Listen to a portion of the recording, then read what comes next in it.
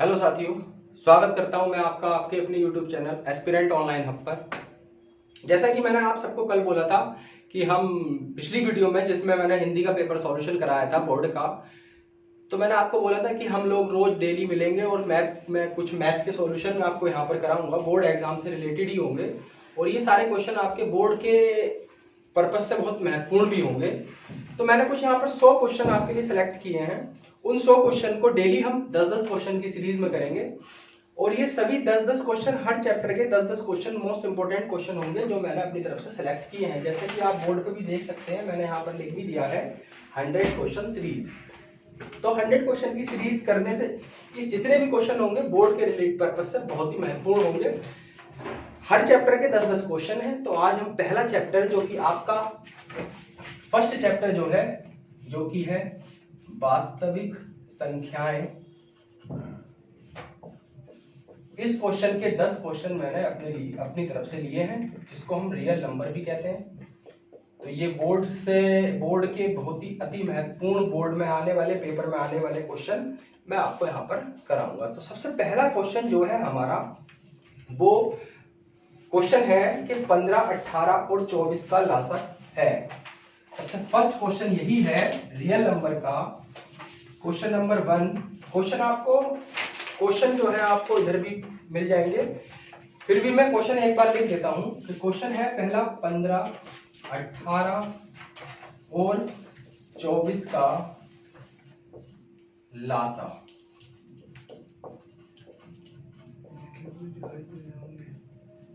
होगा तो 15, 18, 24 का लासा निकालना आप लोगों के लिए बहुत सरल है। सबसे पहले क्या करते हैं हम लासा निकालने के लिए 15। एक लासा की ट्रिक होती है फैक्टर विधि, यानी कि जिसको हम बोलते हैं गुणनखंड विधि। इससे हम ये वन लाइनर क्वेश्चन होगा और ऑप्शन भी दिए होंगे इस क्वेश्चन में। 4 ऑप्शन होंगे, जैसा कि आप लोग यहाँ देख सकते हैं। यहाँ पर 4 क्वेश्चन है और इसी के साथ हम 15, 18 और 24 का लासा निकालते हैं। तो पहले 15 के फैक्टर करेंगे हम, फिर 18 के, फिर 24 के। और एक गुणनखंड विधि ये भी कहती है कि 15, 18 और 24, इससे भी हम इसका लासा निकाल सकते हैं। तो 15 यानी कि 3 से काटते हैं, तो 3 पंजे 15, 3 छंग 18, 3 अट्ठे 24। फिर हम इसको 2 से काट लेते हैं, 2, 5, 2 3 6, 2 चौक 8। फिर हम इसको 3 से काट देते हैं, तो 5, 1, 4। फिर हम इसको 5 से काट देते हैं, तो 1, 1, 4। और डायरेक्ट हम इसको 4 से काटते हैं, तो 1, 1, 1। तो यहाँ पर जो हमारे फैक्टर बनते हैं वो क्या बनते हैं? 3, 2, 3, 5, 4, ये हमारे फैक्टर बन गए। अब हम इनकी मल्टीप्लाई कर देते हैं। तो मल्टीप्लाई करके 3 दूनी 6, 6 तिया 18, 18 पंजे 90 और 90 चौका 360। तो जो हमारे 15, 18, 24 का जो लासा आया वो कितना आया? 360। आप लोग क्या कर सकते हैं, जैसे हमें आपको क्वेश्चन मिलेगा, आप वीडियो को पॉज करके इस क्वेश्चन को सॉल्व कर सकते हैं और सॉल्व के बाद आप इसका सॉल्यूशन भी देख सकते हैं। अब मैं इसका सॉल्यूशन, आप लोग वीडियो को पॉज करके इसका सॉल्यूशन भी देख सकते हैं। अब मैं इसका सॉल्यूशन बिठा के नेक्स्ट क्वेश्चन की ओर आता हूं। जो हमारा नेक्स्ट क्वेश्चन है हमारा कि एक परिमेय संख्या को एक शांत दशमलव के रूप में व्यक्त किया जा सकता है यदि हर के गुणनखंड हैं। भाई, शांत दशमलव और अशांत दशमलव, शांत दशमलव और अशांत दशमलव।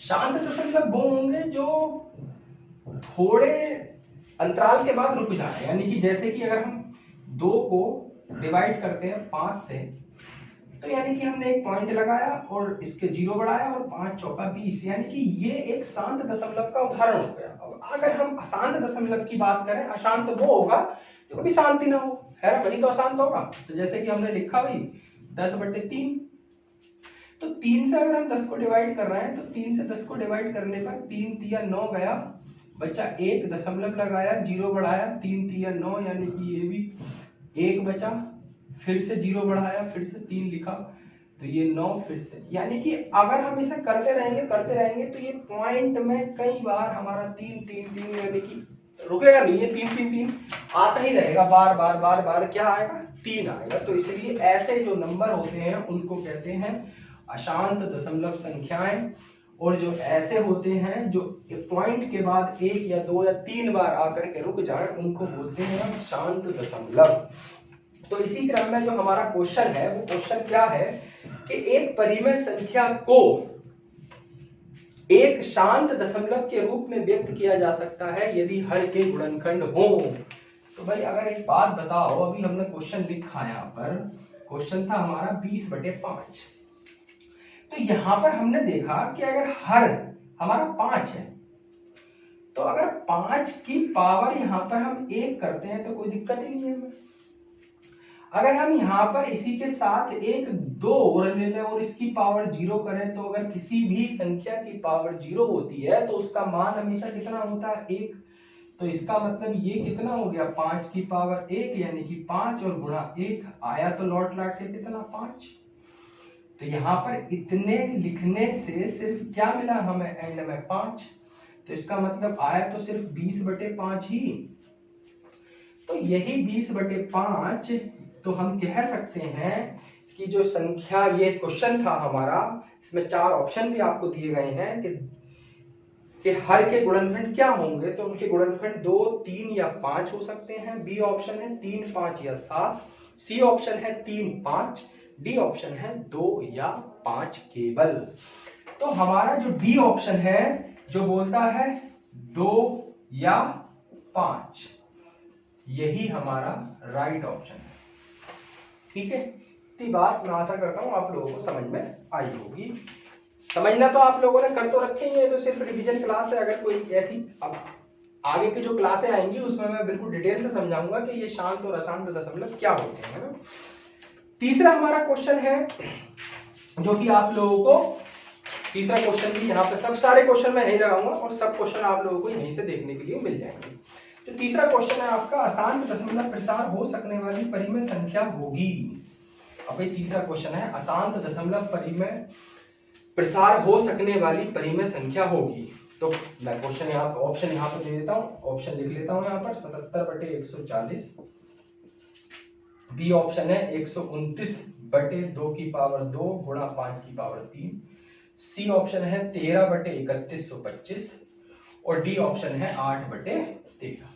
अब हमसे यहाँ पर ये पूछा अशांत दशमलव संख्या कौन सी होगी। तो भाई हमने पढ़ा कि शांत जब होगा तो उसके नीचे यानी कि ऐसा नंबर होना चाहिए, या तो उसका हर जो है वो कितने होने चाहिए, 2 या 5, यही तो होने चाहिए उसके हर में, तब तो वो कैसी हो जाएगी, शांत। और अगर ये नहीं है तो फिर वो कैसी संख्या कहलाएगी, अशांत। अशांत दशमलव प्रसार यही तो कहलाएगा। तो अब यहाँ देखिए, अगर 140 की बात करें, 140 के क्या फैक्टर करें, अगर हम फैक्टरों की बात करें तो यहाँ पर 14 गुणा 10, यही तो फैक्टर होंगे। और 10 के अगर हम टुकड़े करें तो 2 गुणा 5, यानी कि इसके हर में हमें 2 गुणा 5 मिल गए। तो ये कैसा प्रसार हो गया, शांत। और हमसे पूछा क्या है यहाँ पर, अशांत। अशांत की बात तो भी है, जिसका मतलब ये तो शांत हो गया, ये अशांत रहा ही, शांति प्रिय बालक है। अब यहाँ देखो, हर में हमें चाहिए ही क्या, 2 या 5, और वो दे ही रखा है, तो ये भी हमारा कैसा हो गया भाई, शांत। अब यहाँ अगर 3125 के हम फैक्टर करें तो 3125 के जो फैक्टर होंगे वो होंगे, ये फैक्टर होंगे 5 6 30, 5 दूनी 10, 5 पंजे 25, फिर से 5 करा 125, फिर से करा 5 25, फिर से 5 करा 25, फिर से 5 करा तो 1, यानी कि इसके सारे फैक्टर जो आए हमारे क्या है, 5 1 2 3 4 5, यानी कि 5 की पावर 5। अगर हम इसके साथ 2 की पावर 0 रखें तो इसमें कोई फर्क पड़ेगा, नहीं पड़ेगा, क्योंकि इसकी वैल्यू कितनी होती है, 1। तो जो 5 की पावर 5 और 2 की पावर 5, अब हर में हमें यही तो चाहिए थे, 2 या 5, और ये यहाँ पर भी मिल गए, तो इसलिए ये भी एक कैसा है, शांत। लेकिन 13, अगर हम इस 13 से अब 13 के अगर हम फैक्टर करें तो क्या हमें 2 या 5 मिलते हैं? 2 या 5 मिले? नहीं मिले। तो इसलिए ये कैसा है? अशांत। और हमसे क्वेश्चन भी क्या पूछा है? अशांत बताओ। तो भैया हमारा ऑप्शन हो गया डी ऑप्शन ठीक। ठीक, इतनी बात आप लोगों को समझ में आई होगी। नेक्स्ट क्वेश्चन की बात कर लेते हैं हम एक बार। नेक्स्ट जो क्वेश्चन है हमारा वो क्वेश्चन है 23/2 गुणा 5 का दशमलव प्रसार होगा। तो ये आपको लोगों को बताना है कि इसका दशमलव प्रसार कैसा होगा, शांत होगा या फिर अशांत होगा। 23/2 गुणा 5 का दशमलव प्रसार कैसा है यहाँ पर? तो आप देख सकते हैं यहाँ पर जो है शांत है, अशांत है, या इनमें से कोई नहीं है। तो आप बताइए इनमें से क्या होगा। तो भाई हमें दिख रहा है नीचे की जो उसके हर है, उसके हर में हमें 2 की पावर भी दी है, यानी कि 2 की पावर n और n 5 की पावर n के रूप में हमें शो कर रखा है पहले से। तो इसलिए इसका जो दशमलव प्रसार होगा तो वो कैसा होगा? शांत दशमलव प्रसार। कैसा होगा भाई? शांत दशमलव प्रसार। ठीक, इतनी बात समझ में आई होगी, सरल क्वेश्चन था। नेक्स्ट क्वेश्चन की ओर बढ़ते हैं। नेक्स्ट क्वेश्चन हमारा है कितने दशमलव स्थानों के बाद परिमेय संख्या 251/1225 शांत होगी? क्वेश्चन बढ़िया है, इंपॉर्टेंट क्वेश्चन है, आने के चांस ज्यादा है, इसलिए इस पर फोकस करना आप लोग। क्वेश्चन है कि कितने दशमलव स्थानों के बाद परिमेय संख्या 251/1250 होगी? अब ऐसा क्वेश्चन शायद आप लोगों ने पढ़ा हो या नहीं पढ़ा हो, लेकिन जिसने भी पढ़ा है अच्छी बात है, और जिसने नहीं पढ़ा तो वो आज यहाँ से सीख के चुटकियों में चला जाएगा। यानी कि मैं इसकी एक अच्छी सी आपको ट्रिक समझ लीजिए या कुछ समझ लीजिए, वो मैं बता दूंगा कि कितने दशमलव के बाद जो है वो प्रसार होगी। तो देखो सबसे पहले क्या करो, यहाँ पर 1250 के फैक्टर करो। तो 1250 के फैक्टर 2 × 12, 2 × 4, 2 × 5 10, यही होंगे। 5 से लो, 5 × 125, 5 25, 5 5 5 1, ये इसके फैक्टर आए। तो इसके फैक्टर जो क्या होगा हम लिख सकते हैं 251/2 की पावर 1 गुणा 5 की पावर 4, ये इसके फैक्टर होते हैं। अब देखिए यहाँ पर समझने वाली बात है, बहुत छोटी सी बात है और अच्छी एकदम आंसर लेने वाली बात है। अगर बड़ा लाइन का क्वेश्चन है तो यानी कि जहां हमें ऑप्शन दे रखे हैं तो सीधा ये देखो कि किस संख्या की पावर सबसे ज्यादा है, कितनी ज्यादा है ये भी देखो। तो 5 की पावर कितनी है यहाँ पर 4, तो जिस संख्या की पावर ज्यादा होगी उतनी ही बार उसका दशमलव, उतनी ही बाद में उसका दशमलव आ जाएगा। जैसे सवाल था कि कितने दशमलव के बाद होगा ना, तो यानी कि इसकी पावर कितनी है 1, इसकी पावर कितनी है तो 4 ले लो, यानी कि तो दशमलव प्रसार कितने दशमलव के बाद होगा 4 नंबर के बाद जो है इसका दशमलव प्रसार होगा। तो इसलिए हमारा जो ऑप्शन हो गया वो कौन सा सही हो गया 4, यानी कि ऑप्शन नंबर जो हमारा सही हुआ वो ऑप्शन नंबर 4 सही हो गया। यही हमारा क्या है आंसर। शायद समझ में आया होगा आप लोगों को, एक बार और समझ लीजिए कि क्या करना है। सबसे पहले इसके फैक्टर कीजिए, फैक्टर के बाद जिस संख्या की पावर ज्यादा है और जितनी ज्यादा है वही उस संख्या का क्या होगा दशमलव प्रसार, यानी कि दशमलव के बाद नहीं उतनी ही बाद में दशमलव उसका प्रसार स्टार्ट हो जाएगा। ठीक, नेक्स्ट क्वेश्चन है आपका, ये बहुत सरल क्वेश्चन है जो भी नेक्स्ट क्वेश्चन है कि 2 + √3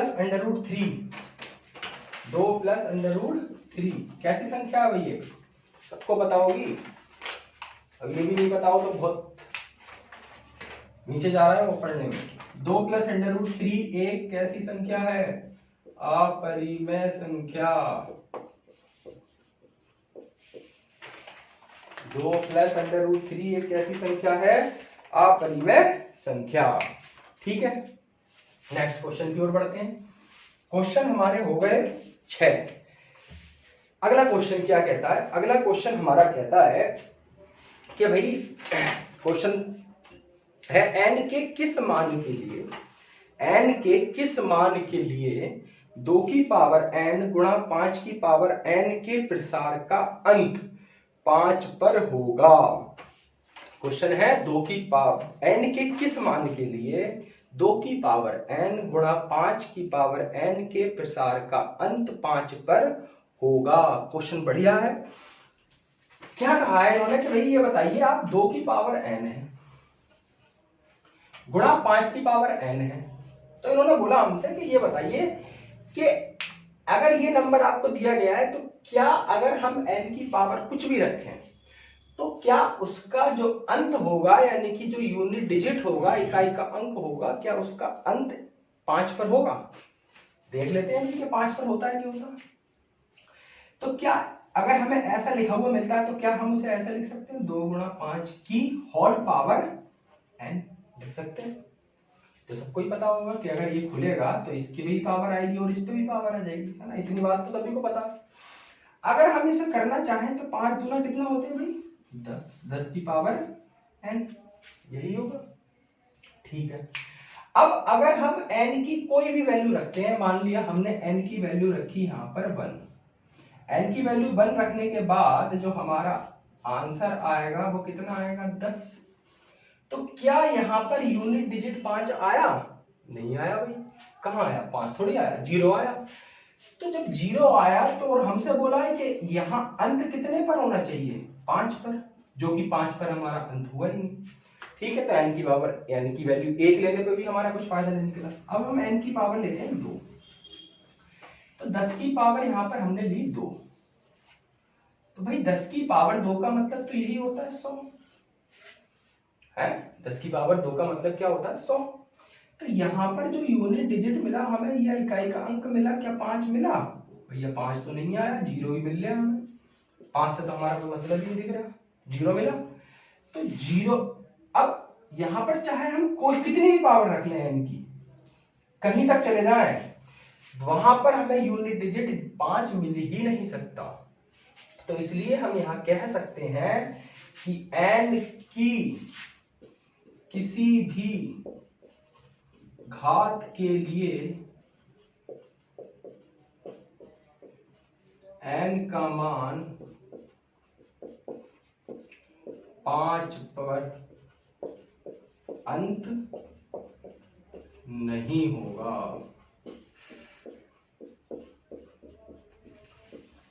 ठीक है, n की किसी भी घात के लिए 5 पर उसका अंत नहीं होगा। इतनी बात आप लोगों को समझ में आई होगी। ठीक है, वीडियो को रोककर आप लोग ये इसका सॉल्यूशन भी उतार सकते हैं। बाकी मैं इसे मिटाकर नेक्स्ट क्वेश्चन की ओर बढ़ता हूँ।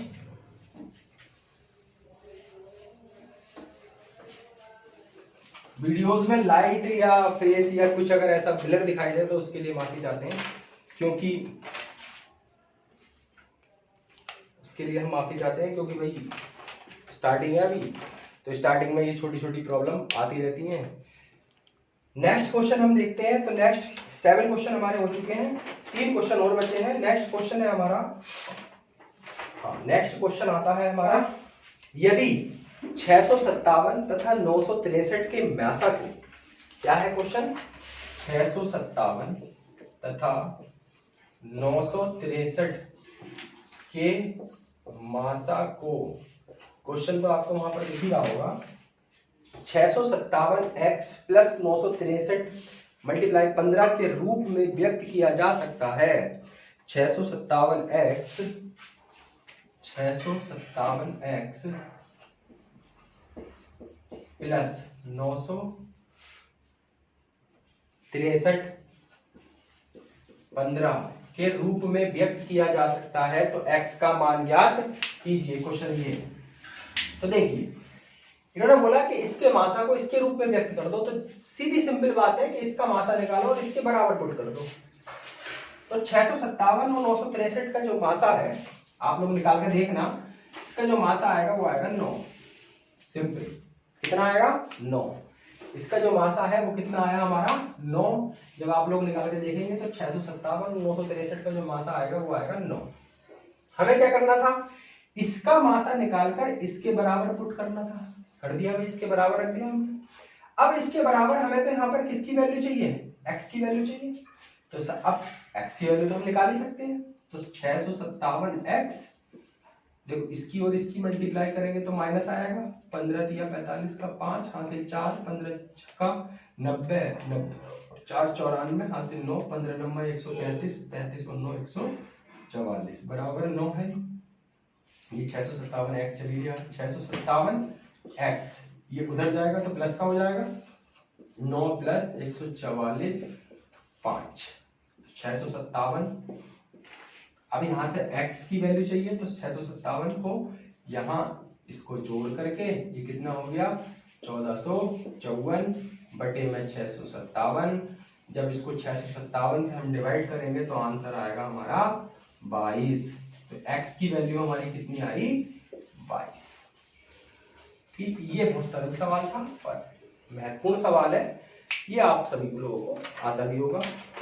नेक्स्ट क्वेश्चन की ओर हम बढ़ते हैं। ऐसे अगर आपको उतारना हो तो उतारना क्या, रिवीजन क्लास है, आप लोग वीडियो को रोक करके जब इसी क्वेश्चन आता है वीडियो को रोक करके आप उन सवालों को खुद हल करके देखें, उसके बाद सॉल्यूशन देखें तो आपके लिए बहुत बेहतर होगा। नेक्स्ट क्वेश्चन पे हम आ जाते हैं। जो हमारा अगला क्वेश्चन है हमारा, दो क्रमागत धन पूर्णांकों का गुणनफल 2 से विभाज्य है, क्या यह कथन सत्य है। दो क्रमागत धन पूर्णांक, अभी हमने दो क्रमागत धन पूर्णांकों की हम बात करते हैं। देखिए भाई, दो क्रमागत धन पूर्णांकों की अगर हम बात करें तो पूर्णांक यही पूर्णांक होते हैं। पूर्णांक क्या है, पूर्णांक यही है भाई, 0 1 2 3 4 5, इधर -1 -2 -3 -4, यही तो पूर्णांक है। ये वाले धन पूर्णांक कहलाते हैं, ये वाले ऋण पूर्णांक कहलाते हैं, है ना। ये बात सबको पता होगी, छोटी बात है। 7वीं 8वीं क्लास में यही पढ़ाया जा रहा है कि पूर्णांक क्या होते हैं, वास्तविक संख्याएं क्या होती हैं। तो ये बातें आपको, सम संख्या क्या होती है, विषम संख्या क्या होती है, अभाज्य संख्याएं क्या होती हैं, ये सारी बातें आप लोगों को पता होंगी। तो इसलिए हमसे बोला दो क्रमागत, मेन पॉइंट यहाँ पर बात आती है क्रमागत जो क्रमशः है। तो भैया पहली क्रमागत अगर हमने ले ली, पहली क्रमागत की अगर हम बात करें, पहली क्रमागत संख्या, तो पहली क्रमागत संख्या क्या होगी हमारी, अगर x ले लेते हैं, है ना। दूसरी क्रमागत संख्या हम लेते हैं x + 1। ठीक, पहली क्रमागत संख्या हमारी क्या है x, दूसरी क्रमागत संख्या हम क्या लेते हैं x + 1। अब हमसे बोला अगर इसका आप गुणा करो, चलो भाई गुणा कर लेते हैं x + 1, और अगर आप उसे 2 से करो विभाज्य, तो क्या वो 2 से विभाजित होती है, देख लेते हैं कि क्या ये 2 से विभाजित होगी या नहीं होगी। अगर हम इस x की जगह 1 रखें, चलो रख दिया, x की जगह 1 रख लो, x की जगह 1 रखा तो 1 गुणा 1 + 1 कितना हुआ भाई, 1 गुणा 1 + 1 और 1 2 बटे 2, यानी कि ये तो इससे कट गया तो बचा कितना 1। इसका मतलब विभाज्य है। एक एग्जाम्पल और लेके देख लेते हैं, x = 2 रख के देख लेते हैं।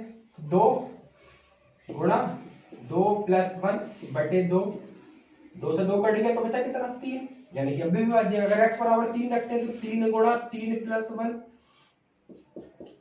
बटे में 2, तो 3 + 1 कितना 4, 2 2 दूनी 4 यानी कि 6, अब भी विभाज्य हो गई।